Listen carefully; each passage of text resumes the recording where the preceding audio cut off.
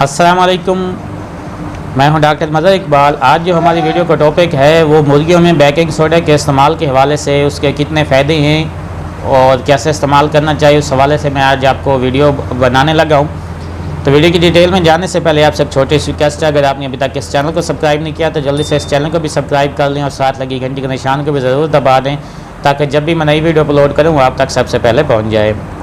अगर आपके मुर्गियों ने या चूज़ों ने खाना पीना कम कर दिया है, सुस्त हो गए हैं, कमज़ोर हो गए हैं या उनकी कलगी जो है वो नीला होना शुरू हो गया है, तो मैदे के अंदर तेज़ाबियत हो गई है, या अगर आप चाहते हैं कि उनका पोटा जो है वो बेहतर मजबूत हो जाए, उसका बेहतर अंदाज में काम करना लग जाए, उनके मैदे के अंदर जितनी भी तपश हीटअप हो चुकी है, जिस्म के अंदर हीटअप हो चुकी है, वो उसके साथ बेहतर हो जाए, तो उसके लिए आप बेकिंग सोडा का लाजमी इस्तेमाल करें।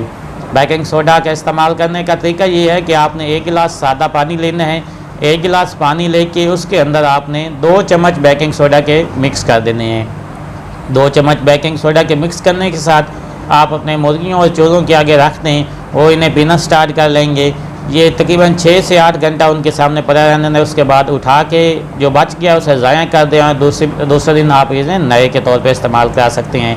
एक हफ्ते में 2 से 3 मरतबा आप इन्हें इस्तेमाल कर सकते हैं। इंशाल्लाह इसके साथ देखेंगे उनकी नशोनुमा भी बेहतर होगी, उनकी जो कलगी है वो नीली होगी है वो भी ठीक हो जाएगी, उनकी मैदे के अंदर तेज़ाबियत होगी है, पानी की कमी होगी है, डिहाइड्रेशन होगी है, उन्हें खाना पीना कम कर दिया है, तो इंशाल्लाह इसके साथ वो बेहतर जो है उनका निज़ाम भी बेहतर होना शुरू हो जाएगा।